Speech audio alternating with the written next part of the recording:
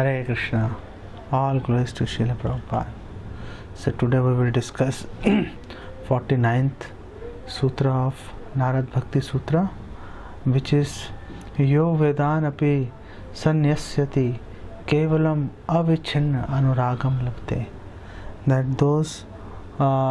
That person who renounces even the Vedas obtains exclusive and uninterrupted attraction for God.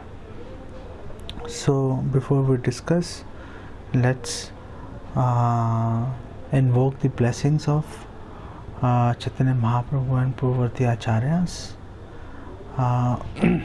Ajanulambit bhujau kanakavadato sankirtanayaka pitarau kamalaya taksho vishvambharo द्विजवरो युग धर्म पालो वंदे जगत प्रिय करो करुणावतारो वंदे श्री कृष्ण चैतन्य नित्यानंदो सहोदितो गौड़ोदय पुष्पंदो चित्रो छंदो तमोन्तो पंचतत्वात्मकं कृष्णं भक्त रूप स्वरूपकं भक्तावतारं भक्ताख्यं नमामि भक्त शक्तिकं श्री कृष्ण चैतन्य प्रभु नित्यानंद श्री अद्वैत गदाधर श्वासदि गौर भक्त वृंदा नमो महावदान्याय कृष्ण प्रेम पदाय थे कृष्णाय कृष्ण चैतन्य नामने गौर दिशे नमः नमो ब्रह्मण देवाय गो ब्राह्मणिताय च जगतिताय कृष्णाय गोविंदाय नमो नमः हरे कृष्ण कृष्ण कृष्ण हरे हरे हरे राम राम राम हरे हरे वैराग्य विद्या निज भक्ति योगा शिक्षार्थम एकः पुरुषः पुराणः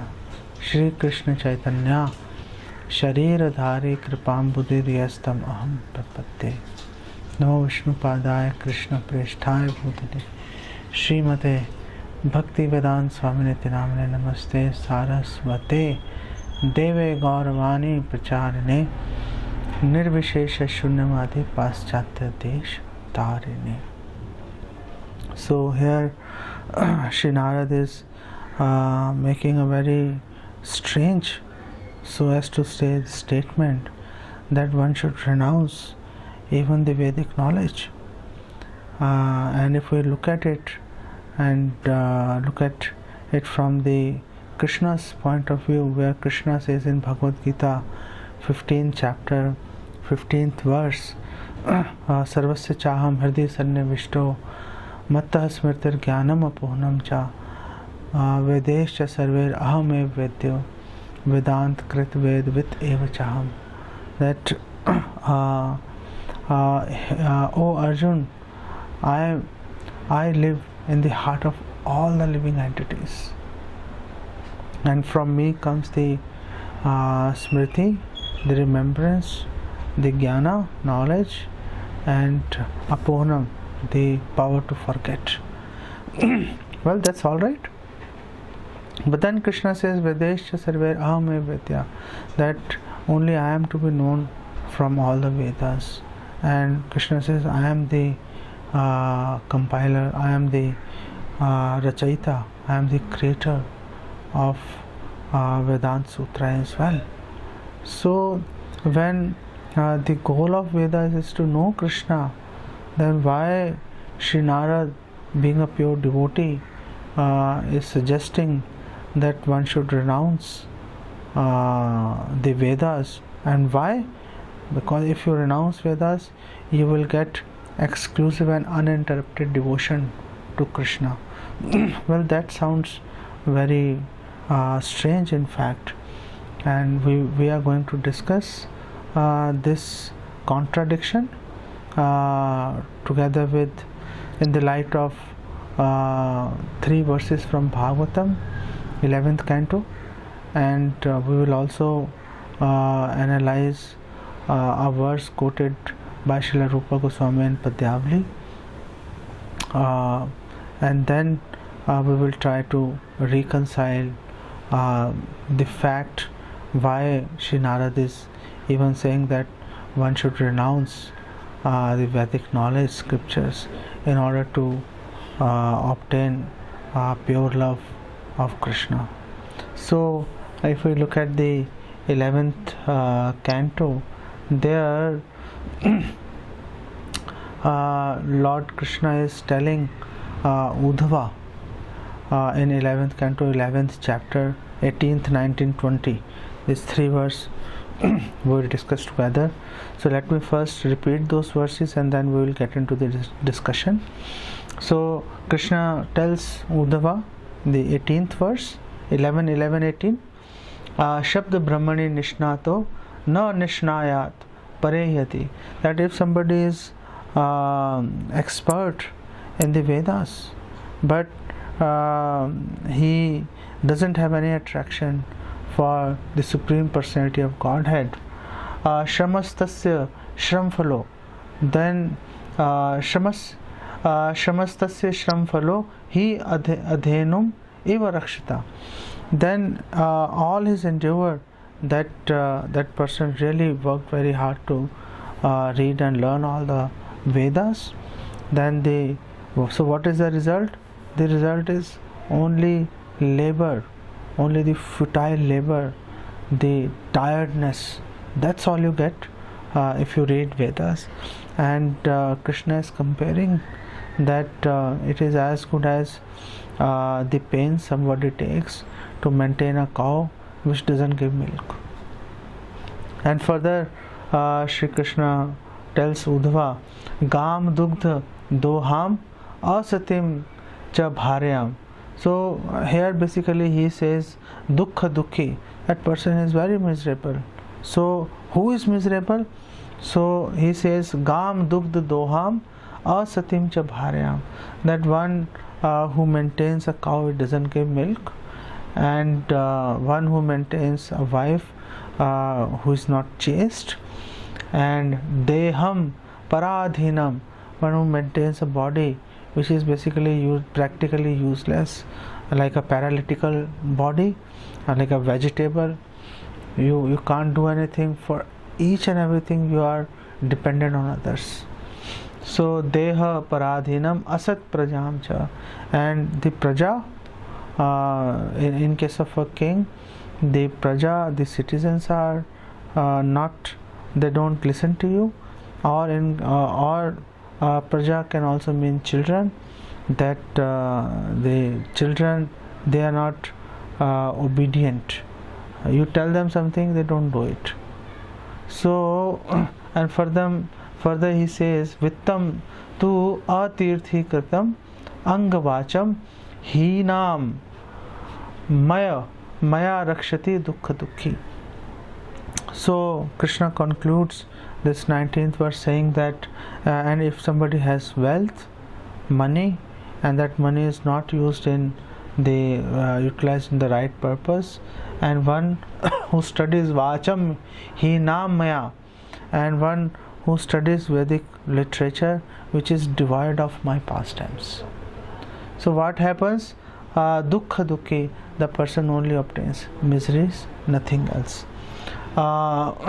So further in 20th verse, 11:20, Krishna says, Yasyam name pavanam anga karma sthiti udbhav prana nirodhamasya leelavatare sit janma vasyat vandhyam giram tam vibrayan na dhira. That, oh my dear Uddhav, an intelligent person, dhira means intelligent person, an intelligent person should never take to literatures that do not contain descriptions of my activities which purify the whole universe. Indeed, I create, maintain and annihilate the entire material manifestation. Among all my pastime incarnations, the most beloved are Krishna and Balram. Lord Brahma is also saying that Krishna, basically being the Amshi or the source of all incarnation, is the most prominent and of course lovable.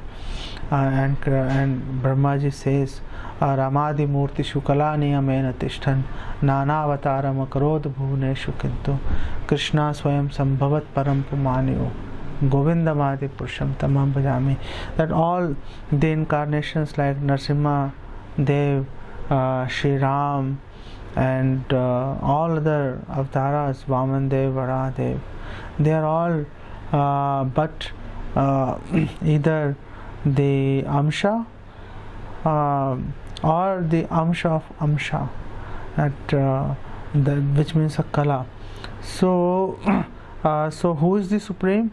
Then Lord Brahma says, Param Pumanyu, that Krishna is the supreme personality of Godhead.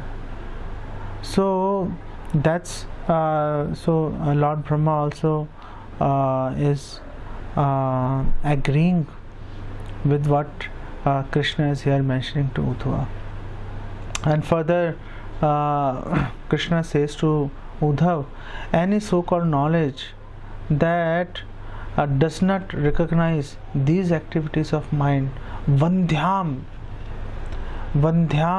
means Bhanj, barren. That if any so-called knowledge that does not recognize these activities of mind is simply barren and is not acceptable to those who are actually intelligent. So those who are intelligent, na dhira, they don't accept that.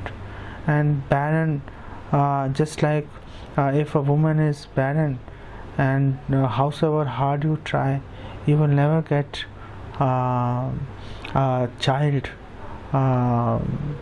from that woman. Similarly, the knowledge which is devoid of pastimes of Krishna, howsoever hard we try to milk it, we will never get that satisfaction. And it is evident right from the beginning of Bhagavatam, where we see that Sri Vyasadeva, he was very despondent, he was feeling very sad, he was sitting and pondering over the fact that I have created so many, compiled so many Vedic literature, still I don't feel satisfaction. And then by the mercy of his Guru Sri Narad, he could understand that unless I compile a scripture which is primarily discussing the pastimes of Krishna, then only my heart will feel some kind of happiness, which actually he did, and he got the results. So a dhira person will never indulge in an activity which doesn't have any input-output relationship, that you are inputting a lot of effort, the output is shramevi kevalam na utpadayet yadi ratim vishwaksen kathasu yaha na utpadayet yadi ratim shramevi kevalam.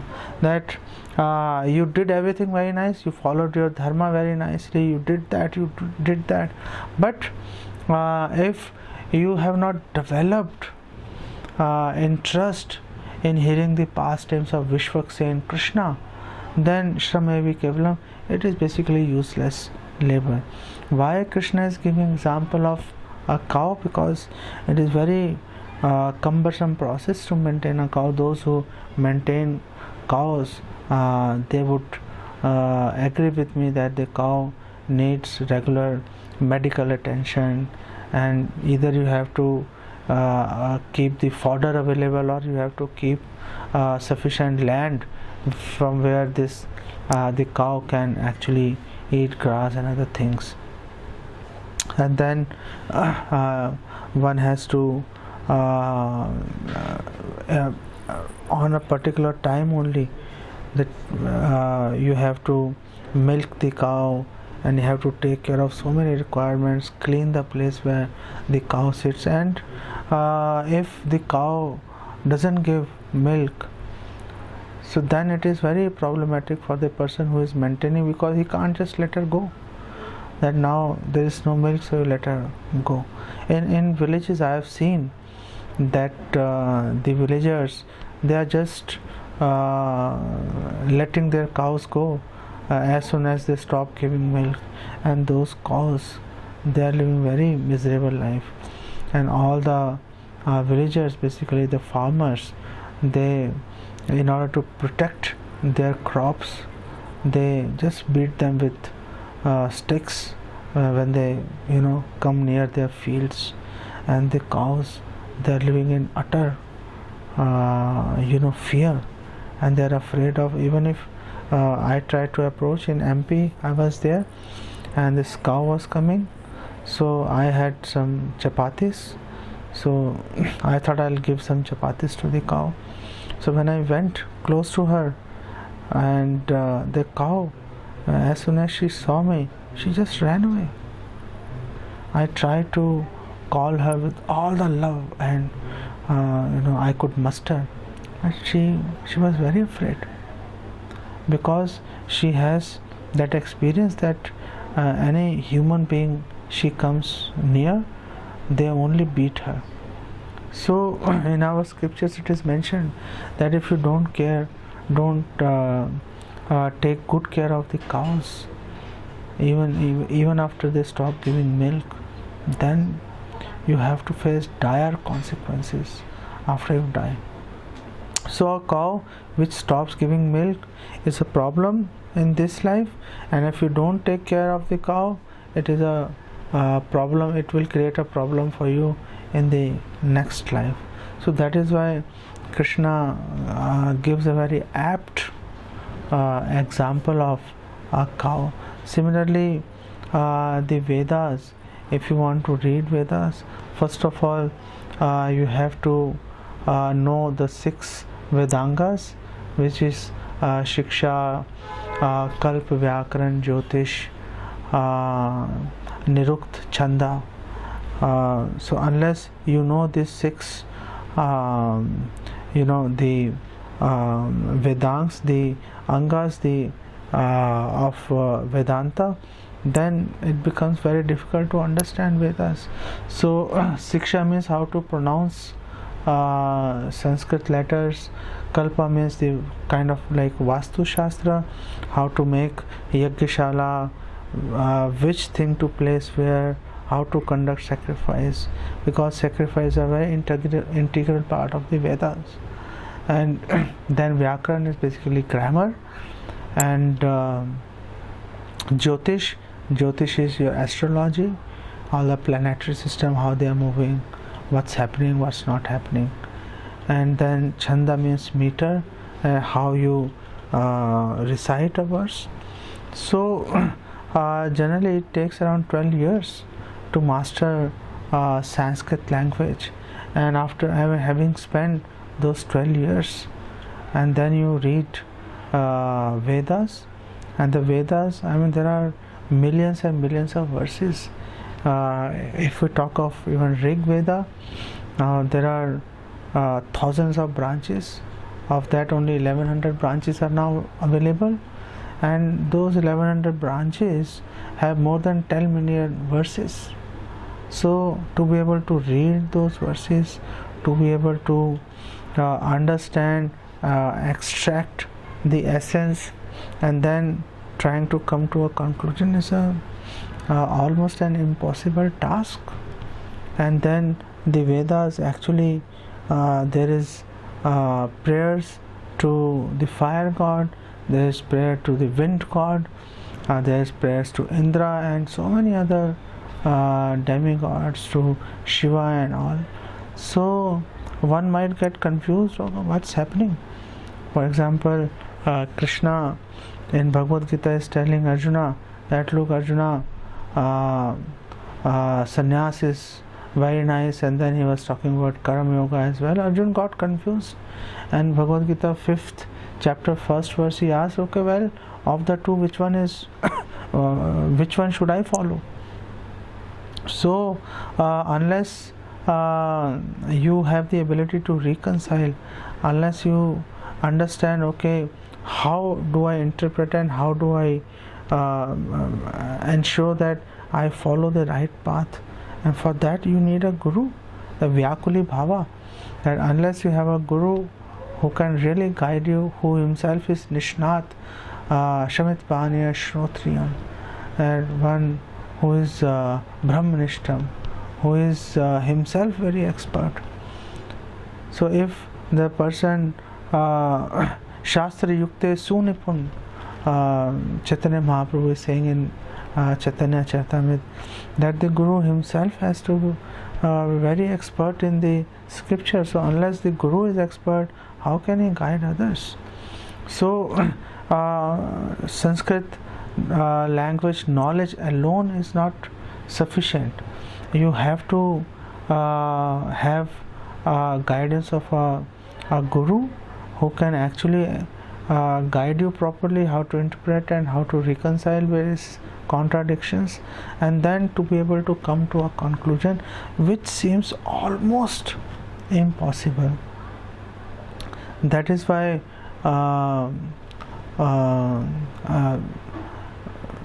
Sri Narad here is advising to keep away from Vedas.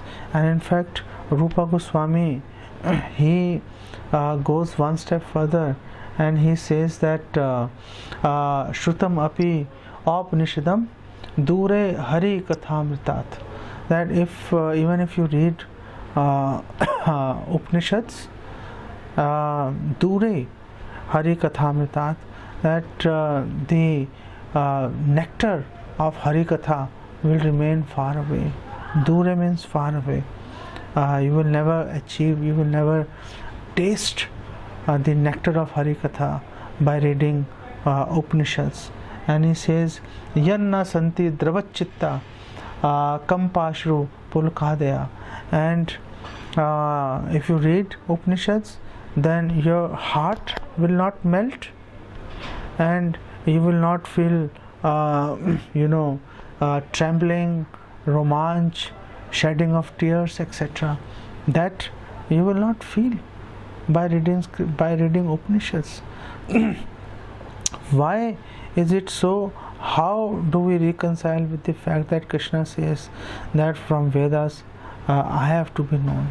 So to understand that, let's try to understand that with an example of a mango tree. Now there is a mango tree. It has got its trunk, and there are branches, sub-branches, then there are leaves, and there is mango fruit.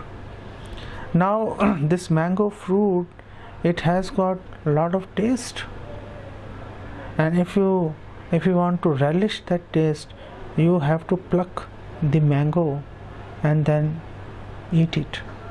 But from where this mango is extracting that taste, that rasa, so the mango fruit is extracting rasa from the mango tree itself. However, if you cut any part of mango tree, the trunk, branches, leaves, and you try to find that rasa, we will not find it.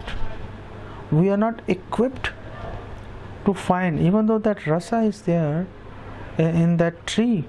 That is why the mango tree has that rasa, that taste, but we cannot extract it. Maybe somebody can, maybe some really expert person who knows how to extract chemicals or stuff like that, but not an ordinary person. Not everyone can do that. So if you have to taste the rasa produced by the mango tree, you have to necessarily eat the mango. It is easy. You don't have to really struggle. You don't have to put a lot of effort. Just pluck it and eat it.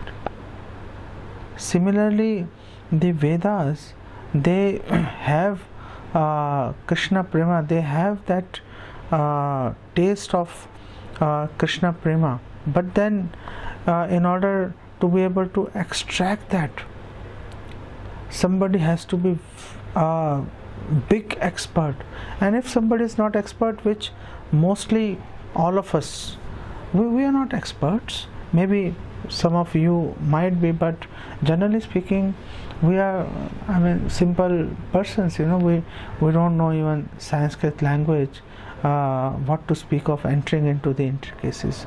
In fact, when Chaitanya Mahaprabhu reached Puri, and he met Sarvabhauma Bhattacharya, in order to protect the sannyas ashram of Chaitanya Mahaprabhu. See his audacity and see the humility of Chaitanya Mahaprabhu. Sarvabhauma Bhattacharya asked Chaitanya Mahaprabhu to learn Vedanta Sutra from him, and Chaitanya Mahaprabhu agreed, and he sat for 7 days continuously and heard Vedanta Sutra explanations from Sarvabhauma Bhattacharya without uttering a word. And when Sarvabhauma Bhattacharya asked, "Are you even understanding a word of what I am saying?" Then Chaitanya Mahaprabhu said, "Well, to me Vedanta Sutra is clear, but what you are telling doesn't make any sense." So even if you are as knowledgeable as Brahaspati himself, still you may be very expert in interpreting the Sanskrit words and the Sanskrit verses, like Chaitanya Mahaprabhu explained Atmaram verse, Atmaramascha Munyo Nirgranthe api uru krame kurvanti ahetukim bhaktim itam bhut guno hari. This Atmaram verse, Chaitanya Mahaprabhu explained 61 different ways, not touching the previous meaning even once. So all the 61 different ways, they were novel, different, new concepts, and each of the explanations made sense. So the Vedic verses, they can be interpreted in different ways. For example, even Bhagavad Gita, the Mayavadi people or the non-devotees, even they have the audacity to write commentaries on Bhagavad Gita, and they write all kind of nonsense, taking evidence from Bhagavad Gita verses itself. So what to talk about Vedas? I mean, Bhagavad Gita Sanskrit is comparatively very easy, very easy to understand, very easy to even pronounce, but Vedas is much more difficult. So even the verses which have direct meaning, people can misinterpret that. So we can understand the difficulty in understanding the Vedas itself, where there are millions of verses and all very complicated. The Western philosophers, they try to read Vedas and understand. They couldn't. The scholars like Max Muller and all, they read Vedas, they learned Sanskrit and they read Vedas, and they came to conclusion that Indians are pagans. They worship fire, they worship wind, and so on. So they are basically crazy people. And the second conclusion they drew after reading the Vedas is that the Indians basically believe in polytheism, that there are multitude of gods present here. So they just couldn't comprehend what's happening. So we can't really blame Sarvabhauma Bhattacharya for misinterpreting the Vedanta Sutras, and then when Lord Chaitanya corrected him, so he became a devotee. Similarly, when Rupa Goswami says that by reading Upanishads, the Hari Kathamrita will remain far away and your heart will not melt, but when the same Upanishad, for example Ishopanishad, was translated and commented by Srila Prabhupada, that becomes a devotional scripture basically. So it all depends whether from whom we are hearing. Every word of Veda is taking us towards Krishna, but we do not have the expertise to be able to do that. That is why Sri Narad is saying that you please stick to the devotional literature like Bhagavad Gita, like Bhagavatam and Chaitanya Charitamrita, where you can easily understand the verses, and there are commentaries from acharyas that are available, and they'll help you reconcile things, and then you can very comfortably you can come to the conclusion that Krishna is the supreme personality of Godhead. So with that mindset, in order to protect our that very soft, the komal Bhakti Lata Beach, Sri Narad is saying that even though Vedas they are full of praise for Krishna, they are telling us how to please Krishna, but we are somehow not able to extract that essence. That essence is easily available in Bhagavad Gita. All the knowledge of Vedas, they are condensed in Bhagavad Gita, all the knowledge of Vedanta Sutra, they are explained in Bhagavatam, which is a natural commentary to Vedanta Sutras, as told to us by Chaitanya Mahaprabhu himself. And then Chaitanya Charitamrita again is full of rasa, because it is the pastimes of Lord Chaitanya Mahaprabhu himself. So if we read these scriptures, then and try to understand and try to develop our attraction for service, then as Sri Narada is advising, that very soon we will be able to achieve exclusive and uninterrupted devotion to Krishna, which is the objective of actually everything that we do. So we will stop here. Many thanks for listening. Jagat Guru Srila Prabhupada ki Jai.